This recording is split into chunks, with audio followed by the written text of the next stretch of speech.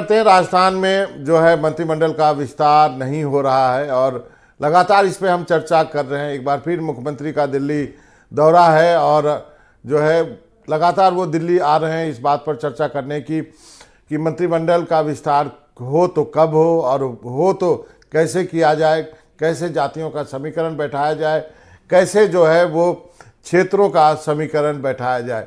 तो अब सबसे बड़ा सवाल है कि वसुंधरा राजे के समर्थित जो विधायक हैं उनका क्या होगा। तो सारा कुछ दिल्ली में तय होना है, इसलिए मुख्यमंत्री भी लगातार दिल्ली का दौरा कर रहे हैं।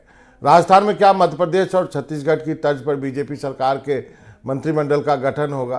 क्या मध्य प्रदेश में कुल मंत्री जैसे 35 थे, इनमें से मुख्यमंत्री मोहन यादव समेत 31 मंत्री बनाए गए, नए और पहली बार के 17 मंत्री बनाए गए। तो हमारा आज सबसे बड़ा यही है कि क्या इसी तर्ज पे राजस्थान का भी मंत्रालय होगा, जबकि वहाँ पर मध्य प्रदेश में पुराने 14 मंत्री बनाए गए।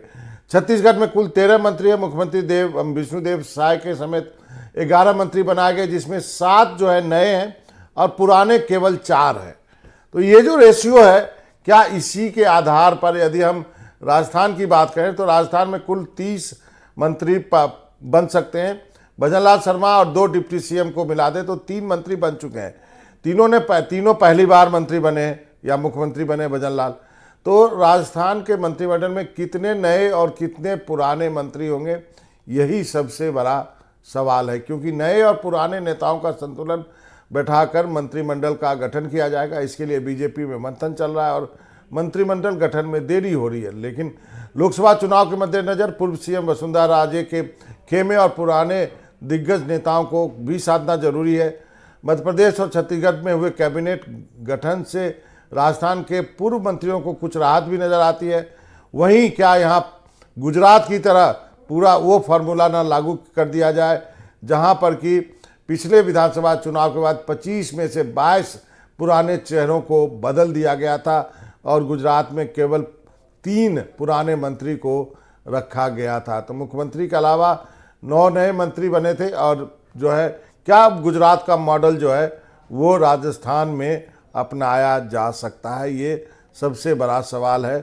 कब होगा मंत्रिमंडल का विस्तार? और मुख्यमंत्री जो है लगातार दिल्ली का दौरा कर रहे हैं। हमारे साथ अविनाश जी हैं, राजनीतिक विश्लेषक, और प्रकाश त्रिवेदी जी भी हैं, सीनियर जर्नलिस्ट। अविनाश जी, आपके पास आना चाहूँगा। सबसे बड़ा सवाल ये है कि अब इतने दिन हो गए मुख्यमंत्री का लगातार दिल्ली का चक्कर लगा रहता है, आपको क्या लगता है क्या वजह हो सकती है डिले की? देखिए, मैं आपको ये बताना चाहूंगा सबसे पहले कि राजस्थान में जो मंत्रिमंडल का गठन होना है, वो मंत्रिमंडल का गठन इस प्रकार से होगा कि नए और पुराने चेहरों को सबको शामिल किया जाएगा और आगामी 1-2 दिन में ही संभावना ये जताई जा रही है कि मंत्रिमंडल का गठन कल या 31 तारीख को हो जाए। नहीं, जो हम जो है इस बात को एक कोशिश कर रहे थे कि किस तरह का मंत्रिमंडल होगा। जो हमने मध्य प्रदेश में देखा, ज़्यादातर नए चेहरे शामिल किए गए और पुराने चेहरे कम रखे गए। तो आपको क्या लगता है कि राजस्थान में भी वही फॉर्मूला अपनाया जाएगा? जी बिल्कुल, आपने देखा होगा जिस प्रकार से मुख्यमंत्रियों की जो घोषणा की गई, चाहे वो मध्य प्रदेश रहा हो, चाहे वो छत्तीसगढ़ रहा हो, चाहे वो राजस्थान के बारे में भी कयास लगाए जा रहे थे कि क्या उसी के तर्ज पर मुख्यमंत्री का चुनाव किया जाएगा या उसी के आधार पर। तो आपने देखा कि तीनों बार पहली बार के, जिसमें भजनलाल जी तो खुद पहली बार विधायक बने हुए थे और सरपंच से लेकर उन्होंने संगठन का काम संभाला। 2016 से वो लगातार संगठन के महामंत्री रहे भारतीय जनता पार्टी के, और दिया कुमारी जी एक बार की सांसद, एक बार की विधायक रही। तो निश्चित तौर पर जो छत्तीसगढ़ में और मध्य प्रदेश में हमने देखा, तो वही परंपरा भारतीय जनता पार्टी राजस्थान में भी करेगी। नए और पुराने दोनों चेहरों को मिला के वरिष्ठ और अनुभवी जो कार्यकर्ता और नेता रहे हैं पहले, उनको विभाग देकर उनके साथ राज्य मंत्रियों के तौर पर युवा चेहरों को मौका देना। आपको क्या लगता है अविनाश जी, इतनी देरी क्यों हो रही है? देखिए, आपको देरी के पीछे जो एक सीधा सा कारण समझ में आता है वो ये है कि भारतीय जनता पार्टी का अभी राजस्थान में एक चुनाव बाकी है, करणपुर सीट का। तो निश्चित तौर पर सभी नेताओं का फोकस उस करणपुर सीट के ऊपर भी है। तो निश्चित तौर पर ऐसा कोई विशेष कारण मैं नहीं समझता कि देरी, हालांकि ठीक है इससे पहले भी देरी होती आई है, तो मैं नहीं समझता कि कोई ज्यादा उसमें कोई विशेष बात है। क्या आपको लगता नहीं वसुंधरा राजे के जीते हुए विधायकों का क्या करेंगे? यही इतनी देरी कांग्रेस की हुई होती तो फिर तो मीडिया आसमान सिर पे उठा लिया होता।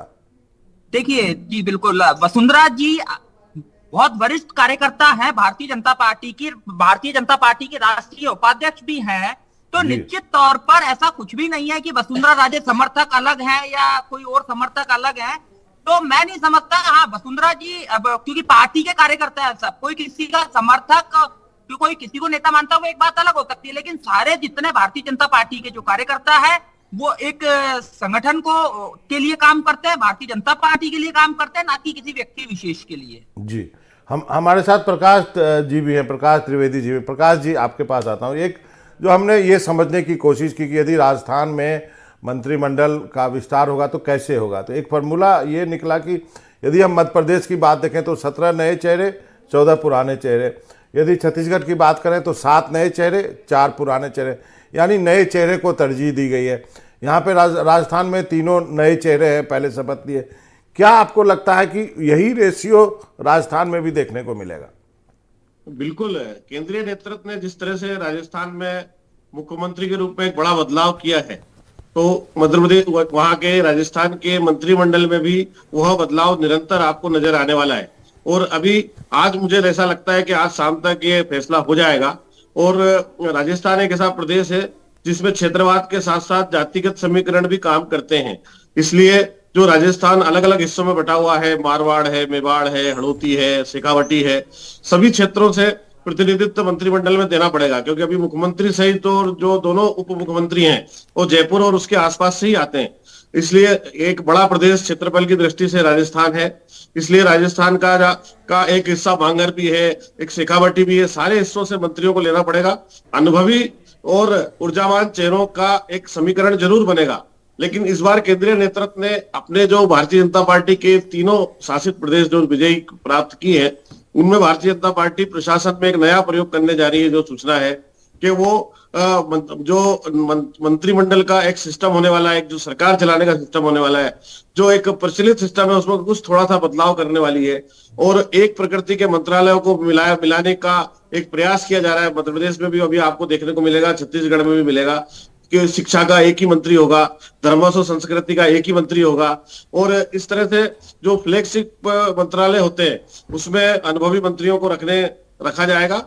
और जो मंत्रालय जनता से सीधे जुड़े हैं, जो ऊर्जा, जिसमें ज्यादा ऊर्जा की जरूरत पड़ती है, उसमें युवा ऊर्जावान मंत्रियों को रखा जाएगा। लेकिन प्रकाश जी, सवाल ये उठता है कि इतनी ऑर्गेनाइज पार्टी है, सब कुछ जो है ऐसा लगता है कि बहुत ऑर्गेनाइज है, तो आपने मुख्यमंत्री तो नए लोगों को दे दिया, वाहवाही मिल गई आपको, फिर इतना टाइम क्यों लग रहा है? और मुख्यमंत्री को बार बार भाग के दिल्ली क्यों आना पड़ता है? आज भी दिल्ली आ गए हैं, तो ऐसे क्या है ये चक्कर? देखिए, जब कोई नयापन आता है, बदलाव कोई आता है, तो ये हम एक पत्रकार के रूप में अनेक वर्षों से भारतीय जनता पार्टी की पद्धति को समझ रहे हैं, देख रहे हैं।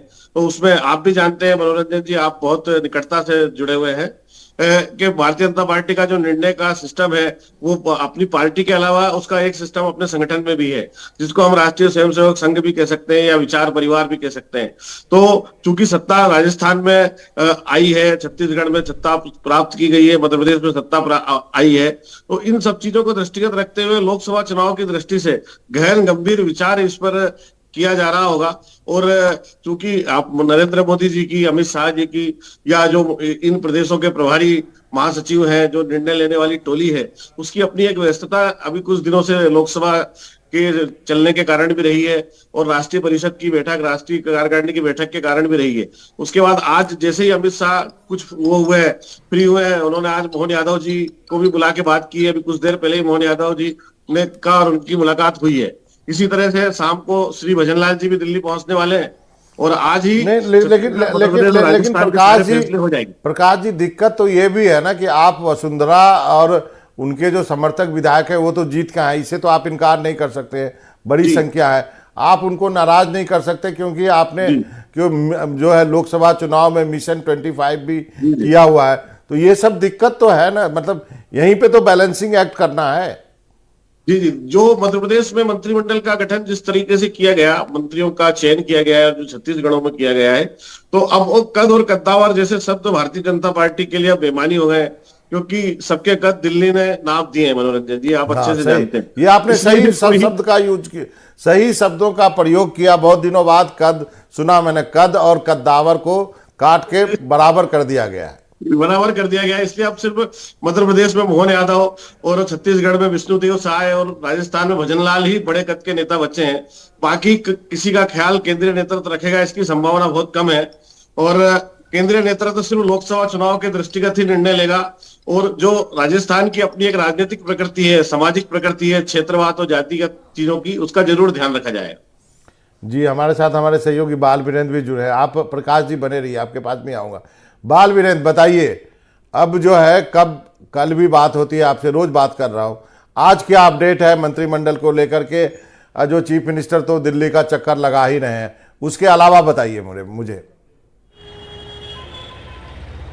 देखिए, मैं आपको बताना चाहूँगा कि जिस तरीके से राजस्थान के जो मुख्यमंत्री हैं, अब मुख्यमंत्री की शपथ लेने के बाद तीसरी बार दिल्ली का दौरा कर रहे हैं और वहाँ पे जो केंद्रीय नेतृत्व है उनसे मुलाकात करेंगे। इसके अलावा अगर बात की जाए तो तकरीबन जयपुर से प्राइवेट जेट से वो 4:30 बजे दिल्ली के लिए रवाना होंगे और 5:30 बजे के करीब है वो दिल्ली पहुंचेंगे। उसके पश्चात के अगर कार्यक्रमों की बात की जाए तो गृह मंत्री, जो केंद्रीय गृह मंत्री हैं अमित शाह, उनके साथ उनकी मुलाकात है। और कयास ये भी लगाए जा रहे हैं कि राजस्थान के अंदर जिस तरीके से मंत्रिमंडल को लेकर जो देरी चल रही है, उसको लेकर चर्चा हो सकती है केंद्रीय नेताओं के साथ, और किन मंत्रियों को जगह दी जाएगी उसको लेके भी चर्चा होगी। मेरी बात सुनिए बाल वीरेंद्र, मुख्यमंत्री आ रहे हैं तो चर्चा करेंगे। मैं आपको ये बता रहा हूं कि इसके अलावा और आप क्या सुन रहे हैं वहां पर? मुख्यमंत्री का दिल्ली दौरा है, तीसरी बार आ रहे हैं, वो सब बातें ठीक है।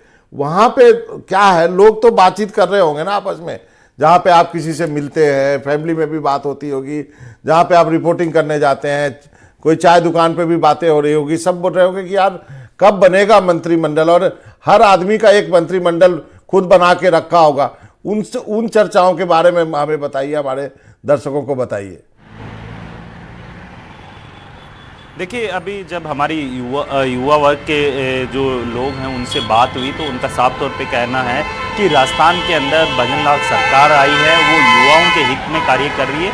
लेकिन सबसे बड़ा सवाल ये है कि आखिर मंत्रिमंडल को लेके इतनी देरी क्यों हो रही है। तो उनका भी ये कहना है कि जिस तरीके से राजस्थान के अंदर कह सकते हैं कि जो मंत्रिमंडल को लेके पिछले कुछ समय के देखते हैं आप, जब से 14 दिन हो गए हैं मुख्यमंत्री को शपथ लिए, लेकिन अभी तक मुख्यमंत्री के जो कह सकते हैं कि जो पूरी टीम है वो तैयार नहीं हुई है। तो कहीं ना कहीं जो आम जनता है, जो डेली रूटीन के जो कार्य होते हैं उनके अंदर काफ़ी देरी हो रही है। और कहीं ना कहीं जिस तरीके से प्रशासनिक अधिकारी हैं उनके द्वारा, जिस तरीके से आपने देखा होगा कि कोई भी विभाग की जुड़ी हुई जो फाइल होती है उसी विभाग के जो मंत्री होते हैं उसके द्वारा वो आगे अप्रूवल दी जाती है। तो सारा जो कह सकते हैं कि जो राज्य के जो डेली रूटीन की जो आम जनता के जुड़े हुए जो कार्य हैं उनके अंदर भी काफ़ी देरी देखी गई। और इसी को लेकर लगातार है जो राजस्थान के जो कह सकते हैं कि जो वो चाय की खड़ी हो या फिर कह सकते हैं कि जो कॉलेज कैंपस हो, तमाम जगहों पे एक ही सवाल उठ रहा है कि राजस्थान के अंदर मंत्रिमंडल का विस्तार कब होगा, नए मंत्रियों को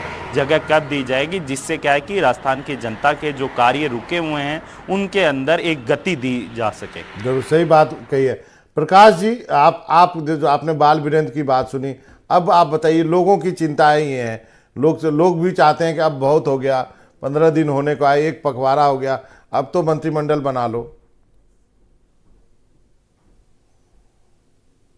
प्रकाश जी देखिए मनोरंजन जी, मंत्रिमंडल आज ही बनने की पूरी संभावना है। और आप भारतीय जनता पार्टी की राजनीति को बड़े निकटता से समझते हैं। हर 20 साल में भारतीय जनता पार्टी में एक बड़ा बदलाव होता है। 2003 में भारतीय जनता पार्टी ने अपने नेताओं में और अपने सिस्टम में एक बड़ा बदलाव किया था। उसके बाद ठीक 20 साल बाद आप देख रहे हैं कि मध्य प्रदेश में, छत्तीसगढ़ में और राजस्थान में बड़ा बदलाव भारतीय जनता पार्टी ने किया है। और जब बदलाव किया जाता है तो उसमें उनके बदलाव का जो नेतृत्व करते हैं, उनके साथियों का चयन करने में थोड़ा समय लगता ही है। और इसलिए उन नेताओं का चयन किया जाएगा जो अगले 20 साल तक भारतीय जनता पार्टी को आगे ले जाएंगे, भारतीय जनता पार्टी का नेतृत्व करेंगे। इसलिए मुझे लगता है कि बहुत गंभीरता से और बहुत उसके हर एक जो विधायक चुने गए हैं उनकी कार्य क्षमता और उनके ट्रैक रिकॉर्ड को भी, या मैं जिसको कहूं कि उनके परफॉर्मेंस ऑडिट को भी चेक किया जा रहा होगा। जो पुराने लोग हैं और जो नए लोग हैं उनकी ऊर्जा और योग्यताओं को भी चेक किया जा रहा होगा। उसके बाद ही मंत्रियों के नाम तय होंगे। जरूर, आपने कहा अविनाश जी भी हमारे साथ जुड़े हुए हैं, लेकिन अविनाश जी आप जब गाड़ी साइड करेंगे तभी मैं आपसे बात कर पाऊंगा। आप यदि गाड़ी साइड में लगाएं तो फिर बातचीत हो सकती है। तब तक बाल वीरेंद्र के पास चलते हैं, फिर अविनाश जी के पास चलेंगे। बाल वीरेंद्र, आप क्या आजकल होता जा रहा है, तो क्या फिर आपको क्या जानकारी है? आज तो नहीं हो पाएगा बाकी का शपथ, आने वाला डेडलाइन क्या है? देखिए, मैं आपको बताना चाहूँ कि जब भी कोई भी राज्य हो, चाहे राजस्थान हो, चाहे मध्य प्रदेश हो या छत्तीसगढ़ हो, तमाम राज्यों के अंदर जब भी मंत्रिमंडल के अंदर विस्तार किया जाता है तो 24 घंटे पहले राज्यपाल से उसकी जानकारी दी जाती है, फिर उसके बाद ही आगे का जो कार्य है वो स्टार्ट किया जाता है। अभी अगर बात की जाए राजभवन की, तो राजभवन के अंदर मंत्रिमंडल को लेकर पूरी तैयारियां कर ली गई है। अब जो कह सकते हैं कि जो भजनलाल सरकार है उसके द्वारा हरी झंडी देना बाकी है, क्योंकि कयास ये भी लगाए जा रहे हैं कि जिस तरीके से मुख्यमंत्री भजनलाल शर्मा हैं वो दिल्ली गए हैं, तो कहीं ना कहीं कल की जो जिस तरीके से संभावना जताई जा रही है कि कल तकरीबन 3:30 बजे के करीब है, वो एक उम्मीद है कि शायद तक कह सकते हैं कि राजस्थान के अंदर जो मंत्री हैं, जो चेहरे हैं, वो सामने आ सकते हैं। जरूर। अविनाश जी, आपका बहुत बहुत शुक्रिया, आपने गाड़ी रोकी है। मैं आपसे ये जानना चाहता हूँ कि जो बीजेपी आला कमान होगा उसके वो क्या देख रहा होगा अभी? क्या वो क्षेत्रीय संतुलन बनाना चाहेगा? क्योंकि अभी जो 3 लोगों ने शपथ लिया है वो जयपुर के उसके आसपास के हैं। क्या पुराने और नए के बीच में एक संतुलन बनाना होगा? क्या वसुंधरा राजे भी एक फैक्टर होगी? क्या देख रहा होगा? क्या उनके मन में होगा? आप कैसे सोचते हैं उसको? देखिए, निश्चित तौर पर 2024 का चुनाव सामने है। आगामी 4 महीनों बाद 2024 का चुनाव होना है। तो जातिगत समीकरण, चाहे वो जाटों में हो, चाहे वो गुजरों में हो, चाहे वो ब्राह्मण बनियों में हो, इसको भी संतुलित करने का प्रयास भारतीय जनता पार्टी का राष्ट्रीय आलाकमान निश्चित तौर पर करेगा। और इसके अलावा मैं आपको एक चीज और बताना चाहूंगा कि भारतीय जनता पार्टी में क्योंकि नए और पुराने चेहरे, जो अनुभवी चेहरे हैं, उनको बिल्कुल मौका दिया जाना चाहिए राज्य मंत्री के तौर पर, जो नए चेहरे चुनकर के आए हैं। और तीसरा भी आपने देखा होगा कि अभी जो 3 लोगों ने शपथ ली, जिसमें भजनलाल जी हैं, डॉक्टर प्रेमचंद बैरवा जी हैं, दिया कुमारी जी हैं, ये तीनों ही जयपुर से आते हैं। तो कहीं ना कहीं निश्चित तौर पर जयपुर से अभी 2 लोगों को और प्रतिनिधित्व मिलना, और पूर्वी राजस्थान हो, पश्चिमी राजस्थान हो, या आपका दक्षिण की तरफ अगर हम बात करें, तो निश्चित तौर पर भारतीय जनता पार्टी का राष्ट्रीय आलाकमान इस बारे में बिल्कुल गंभीरता से विचार करेगा। और वसुंधरा फैक्टर? देखिए, वसुंधरा राजे जी पहले भी कोई फैक्टर नहीं थी। निश्चित तौर पर वो एक बहुत ही वरिष्ठ कार्यकर्ता है, और निश्चित तौर पर उन्होंने अपने लोगों के लिए जो संघर्ष किया, जो उनको मानते हैं, जो उन्हें अपना नेता मानते हैं, उन लोगों के लिए वसुंधरा जी ने बिल्कुल काफी हद तक प्रयास किए। टिकट भी उन्होंने दिलाए। आज भी अगर हम बात करें तो वसुंधरा जी के पास 55 से 60 विधायक उनके बिल्कुल हैं, क्योंकि वो प्रदेश की 2 बार मुख्यमंत्री रह चुकी है। तो जिसके पास 55 से 60 विधायक हैं, उसको तो आप 2024 के लोकसभा चुनाव के पहले इग्नोर नहीं कर सकते, उनको नाराज नहीं कर सकते। जी बिल्कुल नहीं, बिल्कुल नहीं। तो फिर क्या करेंगे? उनके लोगों को एकोमोडेट करेंगे? जी बिल्कुल, मंत्रिमंडल में शामिल होंगे वसुंधरा जी के जो हैं। और रही बात वसुंधरा जी की, तो वसुंधरा राजे सिंधिया अपने आप में इतना बड़ा कद है कि आप देखिए ना, 2 बार की वो प्रदेश की मुखिया रही है, भारतीय जनता पार्टी की राष्ट्रीय उपाध्यक्ष रही है। तो वसुंधरा जी को तो इनको रखना ही पड़ेगा, और उनके समर्थित जो विधायक है उनको मंत्रिमंडल में तो लेना पड़ेगा, क्योंकि 55 से 60% जो विधायक हैं वो अपने आप में एक छोटा मोटा फैक्टर नहीं होता है। जरूर। प्रकाश जी, क्या जाट, गुजर, मीना, इनके बीच भी संतुलन बनाना है बीजेपी को, और उसके बाद एक वसुंधरा फैक्टर भी है? क्या इसमें जो है वक्त इतना लगा है? देखिए मनोरंजन जी, मुझे ऐसा लगता है कि जातिगत समीकरण तो जरूर बनाया जाएगा, जाट होंगे, गुजर होंगे, मीणा होंगे, और भी अन्य क्षेत्रों में मेघवाल है, बांगर क्षेत्र में आदिवासी क्षेत्र है, पूरा बांसवाड़ा का, उदयपुर क्षेत्र का, सब जगह से मंत्री आना ही है। लेकिन जहां तक आप फैक्टर की बात कर रहे हैं, तो आप कोई फैक्टर भारतीय जनता पार्टी में बचा नहीं है। एक ही फैक्टर है, और उस फैक्टर का नाम है मोदी फैक्टर। अब आप इनको भले बड़ा नेता मीडिया कह ले कि वसुंधरा जी बहुत बड़ी नेता है, शिवराज जी बहुत बड़े नेता है, या कोई बड़े नेता रहे होंगे, तो अब भारतीय जनता पार्टी का जो निर्वाचित विधायक आया है वो सिर्फ भारतीय जनता पार्टी का विधायक है। केंद्रीय नेतृत्व ने उसी दृष्टिकोण से सारा आकलन किया है। किसी व्यक्ति को लेकर कोई आकलन किया जा रहा होगा ऐसा मैं नहीं समझता हूं, क्योंकि 2024 के लोकसभा चुनाव की जो तैयारियां भारतीय जनता पार्टी ने अपने स्तर पे की है, उसमें किसी की राजी नाराजगी कोई बहुत ज्यादा महत्व नहीं रखती है। और किस तरह से जाटों को, मीनाओं को, गुजरों को पार्टी ने को अपने पक्ष में करना है, उसके लिए सारे प्लान पहले से ही तैयार है। और इसलिए पार्टी को इस बात की बहुत ज्यादा चिंता व्यक्तिवाद के तौर पर नहीं करने वाली है कि किसके व्यक्ति को रखा जाए या किसके व्यक्ति को नहीं रखा जाए। ये जरूर चिंता करेगी कि जिस व्यक्ति को मंत्री बनाया जा रहा है उसका अपने समाज में कितना प्रभाव है, उसी का आकलन करके जिस तरह से मध्य प्रदेश में मंत्री बनाए गए हैं, ये जो नए मंत्री बनाए गए हैं मध्य प्रदेश में, वो उनका अगर आप पृष्ठभूमि देखेंगे तो वो अपनी जातियों में और अपने क्षेत्र में काफी प्रभावी हैं। उनकी लोकप्रियता रही है, संगठन में उन्होंने काम किया है, इसलिए उनको अवसर मिला है। और यही फार्मूला राजस्थान में भी आएगा। इसलिए मैं इससे सहमत नहीं हूं कि कोई वसुंधरा जी का फैक्टर है या किसी का फैक्टर है। फैक्टर तो अब भारतीय जनता पार्टी में सिर्फ मोदी जी का ही है। ये बात तो सही है। अविनाश जी, आप हमारे साथ हैं। एक अब सवाल बच गया है, उसके बाद बाल वीरेंद्र के पास जाऊंगा।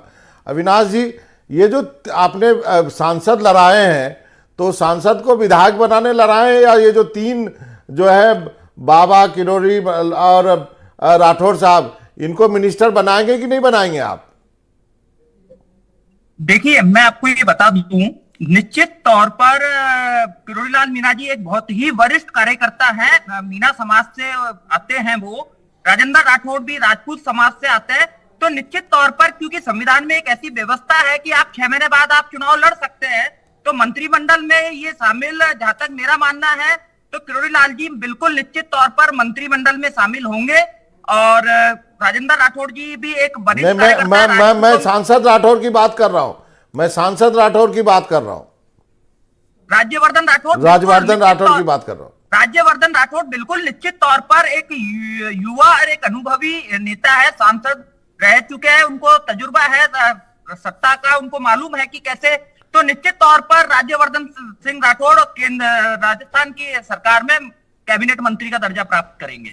प्रकाश जी, आपको लगता है कि ये जो आपने लड़वाए थे जो सांसद, अब तीन बच गए हैं, बाबा बच गए हैं, किरोड़ी बच गए हैं, और ये राघवेंद्र बच गए हैं, तो राजवर्धन बच गए हैं, तो ये तीनों तो आप बनाएंगे ना कुछ इनको, या फिर विधायक ही रखेंगे?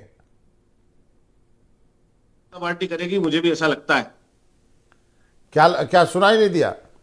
ये इन तीनों जिन सांसदों को विधायक का चुनाव लड़ाया गया है राजस्थान में, डॉक्टर किरोड़ीलाल मीणा या राठौर साहब, राज्यवर्धन सिंह राठौर, हाँ। वो विधायक बन के आए हैं निश्चित तौर पर, क्योंकि मध्य प्रदेश में भी प्रहलाद पटेल को मंत्री बनाया गया है, जो केंद्र में मंत्री रहे हैं।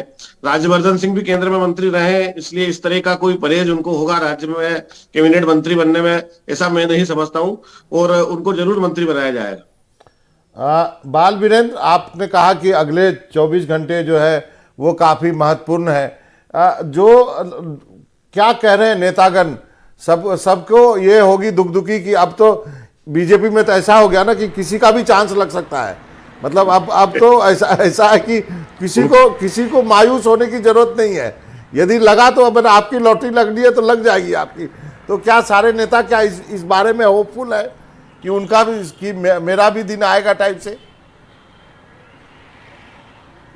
बिल्कुल, जिस तरीके से जो कह सकते हैं कि जो पहली बार के विधायक जब सीएम बन सकते हैं, तो राजस्थान के अंदर कह सकते हैं कि जो बीजेपी के तमाम जो 111 विधायक शेष बचे हुए, क्योंकि 115 थे जिनमें से 3 हैं वो एक सीएम और 2 डिप्टी सीएम के तौर पे उन्होंने शपथ ले लिए, लेकिन शेष जो 111 विधायक हैं उनमें आज भी उम्मीद है कि भजनलाल शर्मा जो कि पहली बार के विधायक हैं, उनको अगर शीर्ष नेतृत्व इस तरीके की बड़ी जिम्मेदारी दे सकता है तो कहीं हमारा भी नंबर आ सकता है। तो कयास का दौर है, कोई भी जो कह सकते हैं कि जो एक परिपाटी चलती आई थी बीजेपी के अंदर कि जो बड़े नेता रहते हैं, कद्दावर नेता कहे जाते हैं, उनको मंत्रिमंडल में शामिल किया जाता था। लेकिन अब इस परिपाटी से हटकर बीजेपी अब नए लोगों को, नए चेहरों को आगे बढ़ा रही है। तो कहीं ना कहीं बीजेपी अब अपनी रणनीति के तहत पूरा कार्य कर रही है, क्योंकि 2024 के अंदर जिस तरीके से लोकसभा चुनाव को देखते हुए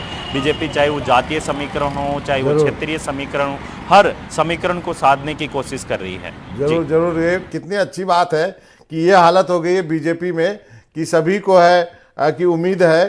प्रकाश जी, आपने क्या डायलॉग बोला था, वो किसी की हैसियत? नहीं, कद और कद्दावर नाम जो है वो कद और कद्दावर सबके नाम दिए। हाँ, कद और कद्दावर सबको बराबर कर दिए हैं। तो अब सभी 111 लोगों को उम्मीद है। अविनाश जी आपका, प्रकाश जी आपका और बाल वीरेंद्र, आप तीनों का बहुत बहुत शुक्रिया हमसे जुड़ने के लिए। हम बहुत मजा आया आप लोगों से बातचीत करके। तो आज का मुद्दा इतना ही।